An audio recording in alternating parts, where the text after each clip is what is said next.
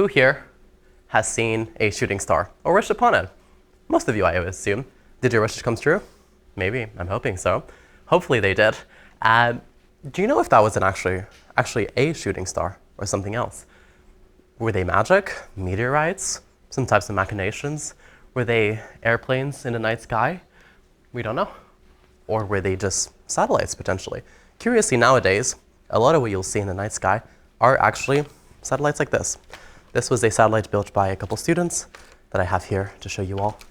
A lot of these nowadays are not built for longevity. They're built to be disposed of. And when they burn up in the atmosphere, you can see a nice little streak coming down.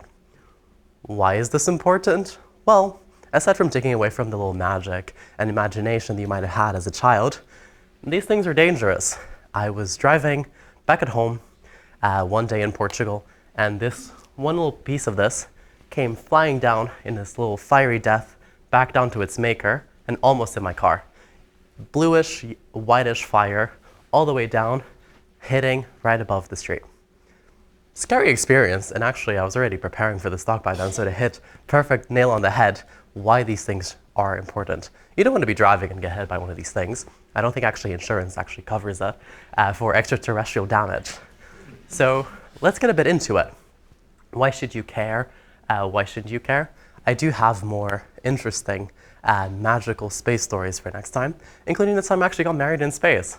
That didn't actually happen, but when it does, I will tell you about it. So let's get into it. The issue with debris.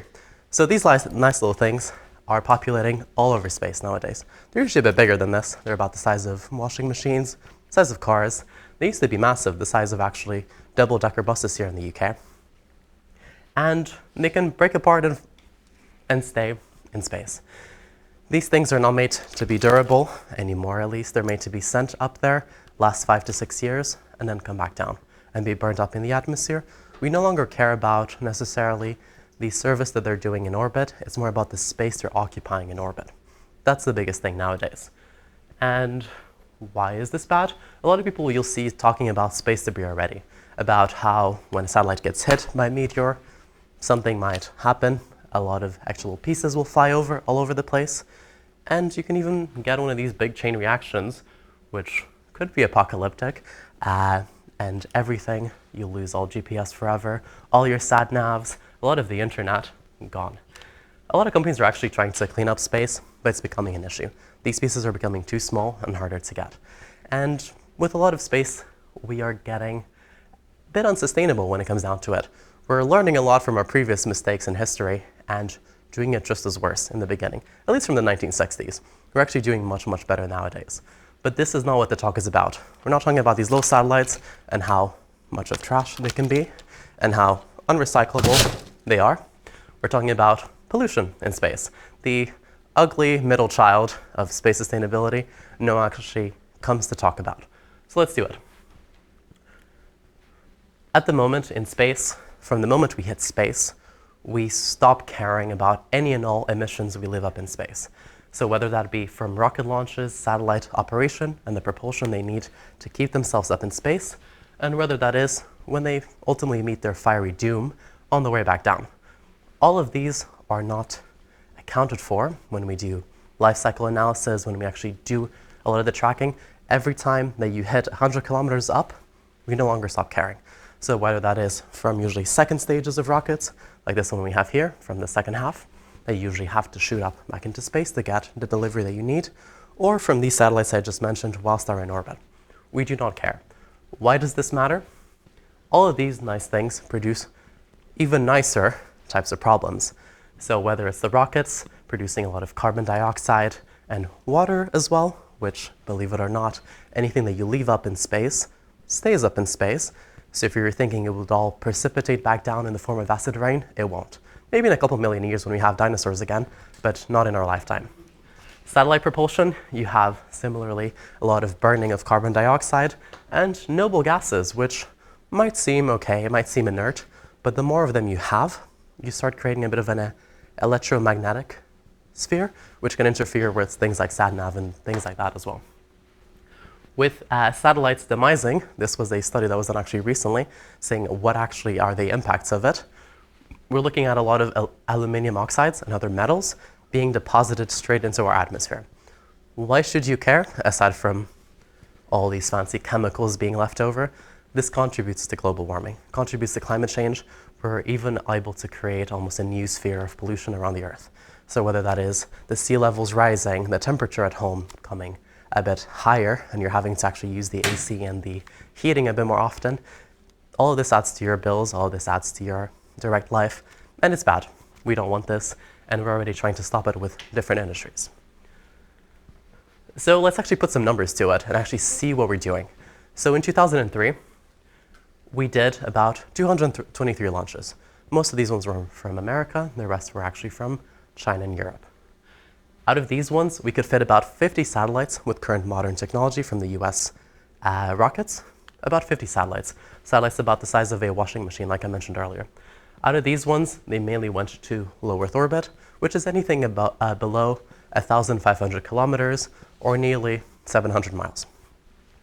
These satellites, most of them are about 250 kilograms. Out of this one, we're looking at about 100 kilograms of fuel. All of this one will be used up during their maneuvers and everything whilst they're in orbit. A modern rocket is about 100 tons of fuel. Nowadays, it can be either hydrazine, kerosene, or at times hydrogen or oxygen as well, is the common fuels that we use. And 100,000 is just for this second stage. The first stage takes even more to brave the atmosphere, but that we already account for. The second stage is something that we haven't actually thought about and aren't considering for a lot of our sustainability calculations in the footprint. Second stage is, this is how much emissions we're looking at per kilogram of fuel. It's about 3 kilograms of carbon dioxide per kilogram of fuel burned. And for satellites, similarly, about 2 kilograms per fuel burned. And when they end up meeting their doom in the atmosphere and they burn up very dramatically, 30 kilograms of metals get left over in space. What does this actually mean? From all the launches we did, we left about nearly 12,000 satellites in orbit, just in the last year. From this 12,000 satellites, from their launches alone, we did about 70 million kilograms of carbon dioxide in space.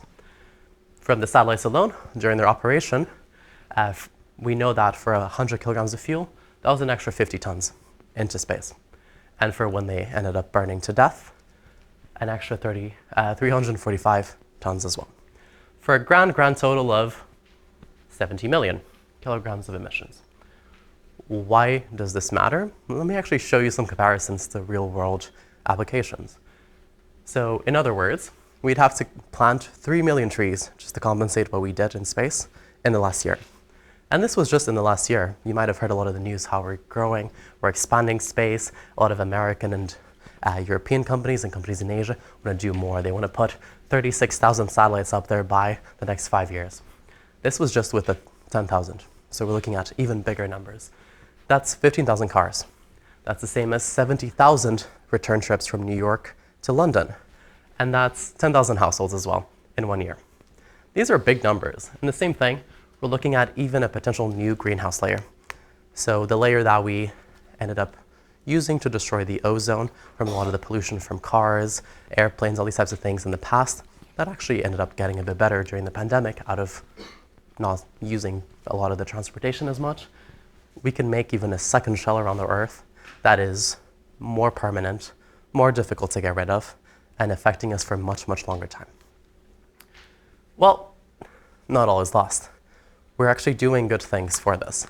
We're trying to do better at the moment, and we're trying to learn from our mistakes and not repeat the same as what we did with all these other industries. Although a lot of the other industries are trying to become greener, become better, everything is good. So for example, from Europe, we've seen already some new charters, some new guidance. Space is mainly through guidelines. It's hard to police space because no one owns space.